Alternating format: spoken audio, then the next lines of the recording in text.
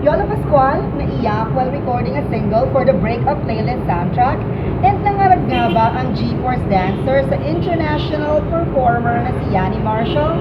Yan at iba pa dito sa new episode ng The Sweet Box Extra.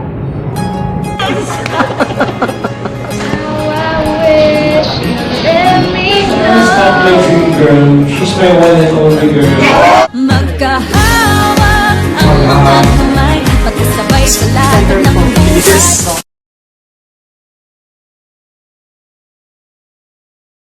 Showing na nga ang The Breakup playlist sa lahat ng mga sinihan nationwide. At nakachikahan namin ang Mr. Pogi na si Piolo Pascual. Naiyak daw siya while recording a single for the Breakup playlist soundtrack. Panoorin natin ang video clip na ito. Hi, good morning. Morning ulit. Yeah. Good luck for tonight. And congrats for tomorrow. Yay, thank you. Ayan, napakinggan ko na yung soundtrack. Congrats. Oh, wow. In-inside ko yun. Saan? Spotify. Okay. Yes. And gusto ko lang tanongin yung how do you relate to some of the songs? Let's say yung Patawarin. Mahirap yung patawarin when I Ang emotional niya kasi. recorded that. I cried after every, kasi when I record, binubuo ko yung kanta. I must have cried 5 times. Wow. Nagka-crack yung, hindi ko siya natatapos kasi umiyak ako while crying kasi I was coming from the scene that we shot the day before I recorded it. So fresh pa sa akin yung scene. So that's one of the hardest recording sessions I've ever done because ang hirap kumanta ng umiyak. And siguro I was just full of emotions while I was singing it. But ang galing kasi ang galing niya yan eh. Ang galing ng pagkakakompose niya at the same time when we did the scene. Parang it set up the whole sequence in that movie. So ang sarap lang nung experience. And when I recorded naman yung paano ba magmahal, ang ganda kasi it's full of questions eh. Di ba parang ano nga ba talaga yung meaning ng love, di ba? And then as we go through the journey of the relationship, ramdam mo sa kanta. Kaya very relatable yung mga, especially for me, yung mga kinanta ko kasi ginawa namin sa pelikula, kinanta namin sa pelikula, inact out namin yung mga eksena while singing. So, ang ganda ng visual sa akin habang nire-record ko, kaya punong-puno na emotion. Naichika rin ni Piolo Pascual kung bakit nga ba wala siyang love life as of the moment. So, I put aside love for now. Kumbaga, mahirap pagsabayan, maganda pagsabayan, pero mahirap. So, wala na ako oras sa sarili ko. Practical lang. So, doon na lang ako sa... For now, siguro, I've learned to accept the fact na hindi ako multitasker. I can only take so much. So, bata pa naman ako. So, 25 ka lang. pwede pa. Matagal pa. Okay pa. Career muna. Nag-share din si Papa P ng ilang mga bagay about how to break up with someone. Hindi na kayo masaya at lagi kayo nag-aaway katulad sa pelikulang to. Hala. Di ba? Ay, sorry na. Ito tayo. Kasi mag-break up sila dito eh. Ano yun? Wala ako.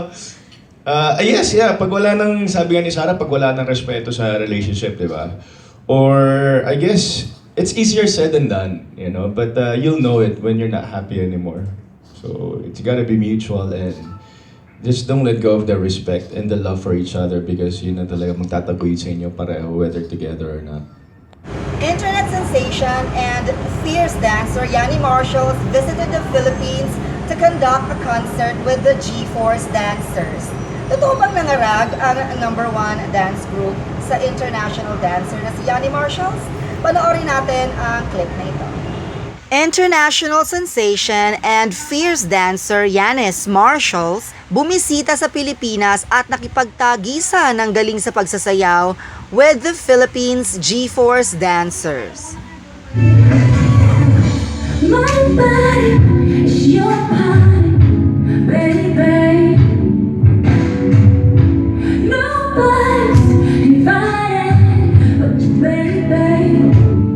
Me and you alone now. Tell me what you want, baby. Take your time now. There's no need to rush. We can go another round if that's what you want.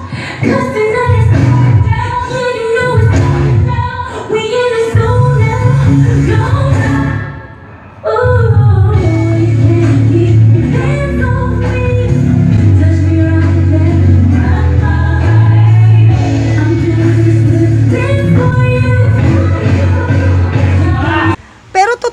bang nangarag ang G-Force dancers while doing a class with Yanis Marshall? You want to be on your legs. You're not on that leg. Are you on this leg? No, you're not.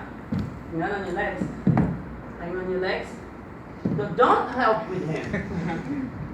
Yes, are you on your back? No, you're not. Hold your body, girl. Caution. Look. Now, don't move. Yes, that's better.